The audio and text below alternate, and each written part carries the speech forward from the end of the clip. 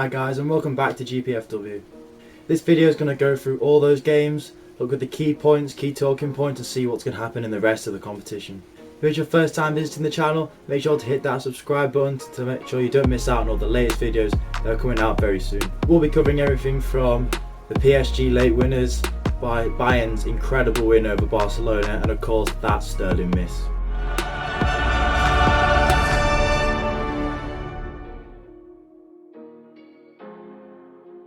Next up we have the first quarter final, which was PSG versus Atalanta. Obviously PSG came through with a late 2-1 victory, but the main story was that Neymar was the best player on the pitch by a country mile. He showed his class once again. He showed why he's one of the best players in the world, and he has levels that he can perform at the Messi levels, the Ronaldo levels. He is that good, and we saw him single-handedly destroy Atalanta. Atalanta have been free scoring all year, scoring the third most goals in the whole of Europe. But what we saw on the game against PSG was that they didn't quite have that cutting edge and that creativity, and they were missing their star player in Josip Ilicic, who was absent from the game through reasons not to do with football. It was quite a sad story that his wife cheated on him and he couldn't play in this game because he just doesn't feel up to it, which is sad. So obviously he recovers from that and get back to playing football again, which is where he's so good this season. But without him, they lost a little bit of that attack, that presence, and they struggled to create. And even though they were winning 1-0 until near the end, it meant that they just weren't good enough on the night, really. Well, Atalanta were leading for a long period of that game. On the night, for me, they just didn't show enough on the night. It was just a pretty average performance from them. They were solid, but going forward, where they've been so good all season, they didn't really create a lot, and I was expecting a lot more, especially considering this PSG team isn't the best defensively, and they had injuries in the team as well, so they were able to be got at, but Atalanta didn't really create anything, and they paid for it in the end by only scoring the one goal, and they were pipped 2-1 right in the last minute.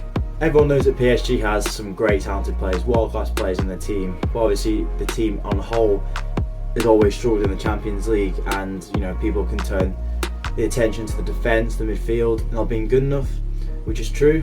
But this season, I know they've made it to the semi-finals now. They're only 2 games away from winning the whole thing, and they've got a team that can cause anyone problems over 90 minutes. So it could be their year, and if they can start with Di Maria coming back from suspension, Mbappe can come from the start next time, Neymar can play Icardi, you're looking at a very strong attacking team. And if they can keep it tight at the back in the game, have a little bit of luck and create chances at will, which they should be able to do with the players that they have, then they could be dangerous for anyone in the competition. Moving on to the second quarter final, we had RB Leipzig versus Atletico Madrid, and obviously RB Leipzig came through 2-1 winners on the night, but it was a late deflected goal that saw them get through to their first ever Champions League semi-final. First point I want to make is Simeone's team selection was, for me, wrong. To leave out the likes of Morata, Thomas Partey and Joao Felix from the start really gave RB Leipzig that initiative and probably confidence that they could deal with this Atletico team who came out extremely defensive and had a front two of Marcos Llorente and Diego Costa. And I love Diego Costa, but he's past his prime now, and he looked it on the night, and not starting 3 of their best players is ultimately is one of the reasons why they've lost this game, and they've blown a big chance to win and get to the Champions League semi-final. One of the main talking points from the game was Dayot Upamecano's performance at centre-back. He was man of the match. He was fantastic. He's shown why he warrants all this praise, because he's just a big, strong, tall, modern centre-back who's fantastic on the ball, and the amount of times he took the ball and just drove into midfield, took on 2 or 3 players and then just sprayed the ball out wide or into an attacking player. It was great to watch, and at 21 years old he's got the pace, the physicality. He dealt with Costa so easily, and what everything that Atletico threw at him he dealt with well, and he showed why he's going to be one of the best centre-backs in the world in the future. The point I want to make about this game is this hasn't been Atletico's strongest side for a long time now. Obviously early 2010s they had some great players like Godin, Juan Fran, you had Koke in midfield, you had Saul Niguez, you had Griezmann, you had Costa in his prime, and Courtois in goal, and you had a really, really strong team. But now you look at the team, and apart from Jan Oblak, Jimenez, Joao Felix and Thomas Partey and Saul, the rest are pretty average, to be honest, and the way they've played over the years has been so defensive and so compact, and it's worked against a lot of teams, but they just didn't look like a top team against Leipzig, and even Leipzig looked, shadow of their start this season, because they've lost Timo Werner to Chelsea. That played a huge part in the game, and I can see that Leipzig have lost a little bit of an edge, and Athletico should have been able to capitalise on that, but they didn't, which just shows how, where the team is right now. And like I said, it's probably one of the weakest Atletico teams for years.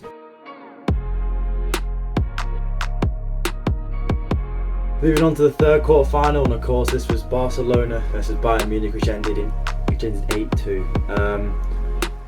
To think of a game like in that stature could finish 8-2 is incredible, and obviously it warranted the sacking of Barcelona's manager almost instantly after the game, and the interviews coming out from the players all so negative. It's all that we need the rebuild. A lot of players might be free to leave.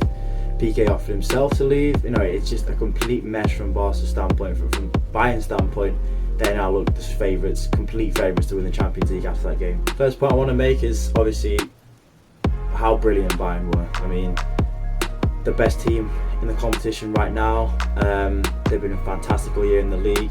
The team that they've built now is incredible, and we saw it on the night. Everyone contributed in some way. The midfield were tight and compact, and they pressed really high, and Muller was at his brilliant and best, finding space between the lines. The wingers were deadly. Alphonso Davies was fantastic. Just a brilliant performance all round, and just so attacking and so fluent, so fluid, just so brilliant to watch. And they look a team that can score goals at will, and they did. They scored 8. So to go through into the semi-finals with that sort of confidence, they'll look at the teams that's in the competition and think, yeah, we fancy ourselves to win it. Bayern was so good, Barca equally as bad, which all contributed to the scoreline in the game that we saw. Barcelona just looked from the start, there's a lot of space, to be honest. There's a lot of space to be exploited through their midfield and through their defence, and when you got the likes of Gnabry, Coman, Muller, Alphonso Davies, all running at the likes of Piqué, a little bit older now, Busquets, older as well. Semedo had an absolute shocker. It just seemed like goals were always going to be in this game. Before the game, we were all talking about, felt Bayern could come through this, come through scoring a lot of goals, and for me, a lot of goals was about 4, maybe 5 absolute max, but to 8 was just ridiculous. And across the pitch, it just all looked like a complete failure in terms of a team performance. And for the last 5 months, Barcelona haven't really looked like a team at all. So it was all going to culminate in this game, and Bayern Munich are at the best they've been for a long time, and Barcelona at the worst they've been for a long time. Last point I want to make about this game is that Bayern are now the favourites to win the Champions League.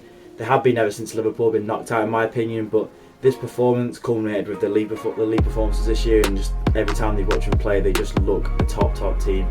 And I just feel like they're going to waltz through the semis, and the final is I feel like it's their destiny this year with the players they've got. They've got world-class players across the board now, and I just feel no one can cope with their pace, aggression, and the creativity, and just the genuine quality of this team. So I'm backing Bayern to win the Champions League this year.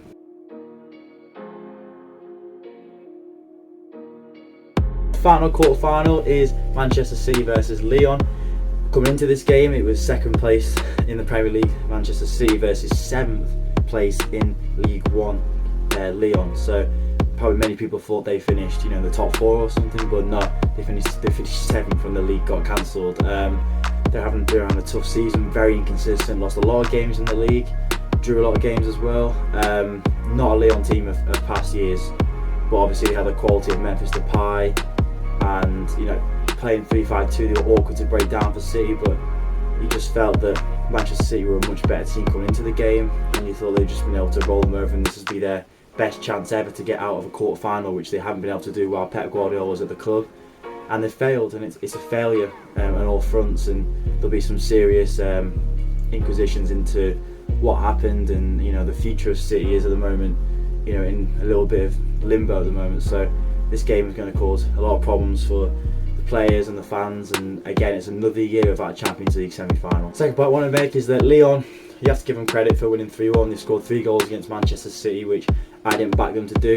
They were clinical when they got the chances, and they were tough to beat as well, but I do have to admit there were times that they rode the luck, and Manchester City did create, quite a lot of chances, and they'll probably be kicking themselves if they didn't take the ones that they did get. And of course, you want to see more from them from attacking point, but Lyon just showed that they have the mentality and the steel to come through games. They came through the Juventus game, and now they come through Manchester City. So coming through two really good teams is it's great for them, and confidence-wise, mentality-wise, and there's a real attitude of winning and togetherness with this Lyon team. And over 90 minutes, anything can happen.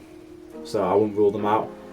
But for me, getting through the semi-finals for them is a huge achievement. It's probably where it's going to finish for them. Last point I want to make is that Sterling miss. I mean, if you haven't seen it by now, I think you've been living under a rock or living in a cave or something. It's just incredible. The moment that it happened, it was 2-1 to Lyon. The balls came across from Jesus, and of all people, Sterling's in there in the 6-yard box. He's been their most prolific player for the last 2 seasons from a goal, and then he's just missed from 6 yards out, open goal. And 2 seasons in a row now, he scored the winner against Spurs, got chalked off a VAR, and now this year he's missed the sitter. So he's praying that next year he doesn't do anything else as bad as this. But one of those things, it happens for footballs, but he just didn't want it to happen in this game at that time. So such a huge moment from that game for that Sterling miss. We have our 4 semi-finalists. We have RB Leipzig versus Paris Saint-Germain, and we have Bayern Munich versus Lyon.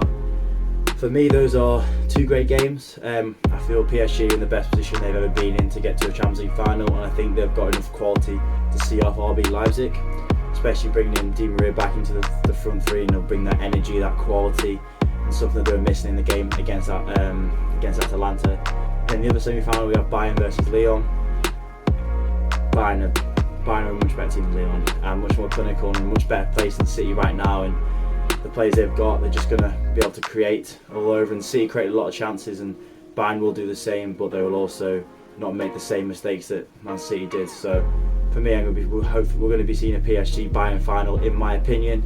And then in 90 minutes in that game, anything can happen. So my predictions are Bayern to meet PSG in the final, and then obviously Bayern to win the Champions League is my future predictions now. But looking back on those quarterfinals, what was your favourite? Let me know down in the comments. Obviously, some great moments, some shock wins, but let me know what your favourite moment was down below in the comments. As always, thanks for watching, stay safe, and I'll see you soon.